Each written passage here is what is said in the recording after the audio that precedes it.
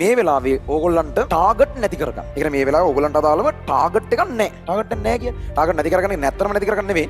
දැන් සමහරක් වෙලාවට ඕගොල්ලන්ට ඉස්සර ඉඳන් වැඩ පටන් ගන්න තිබුණා මෙඩිසින් යනවා, ඉංජිනේරින් යනවා, ඒ එකක් ගන්නවා, අඩුම B එකක් ගන්නවා, කොහොම හරි දිස්ත්‍රික් ෆස්ට් වෙනවා, අයිලන්ඩ් ෆස්ට් වෙනවා. කොහොම ටාගට් දෙන්නේ? දැන් මමත් කිව්වේ F එකක් C එකක් කරනවා, කොහොම හරි S එකක් B එකක් කරනවා. නෑ. ඒක අපේ ඔළුවේ තියෙන කරන මිෂන් එක. හැබැයි ටාගට් එක ඒ මොකක්වත් නෙවෙයි. ඒ කියන්නේ ඕගොල්ලන්ට ඒ එකක් ගන්න ටාගට් එකක් නැහැ දැන්. දිස්ත්‍රික් ෆස්ට් වීමේ ටාගට් එකක් නැහැ දැන්.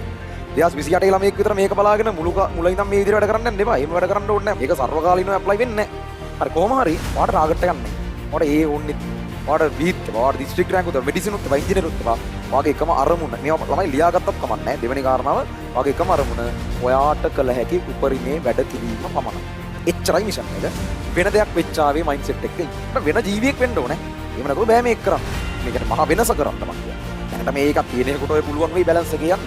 මම කියන දැනට කෙල වෙලා ඉන්න ළමයෙක් Taman දැනට ඉන්න මට්ටම ගැන Taman සතුටු නැති ළමයෙක් ඒක වෙනස් කරනවා නම් මේ දේවල් හදාගන්න ඕනේ. ඔයා ඉන්නේ ඔයාට ටාගට් නැහැ. ඔයාට ඒ එකක් S එකක් වෙන සෝයිස් මම කාටවත් ටාගට් නැතුව දෙන්නේ.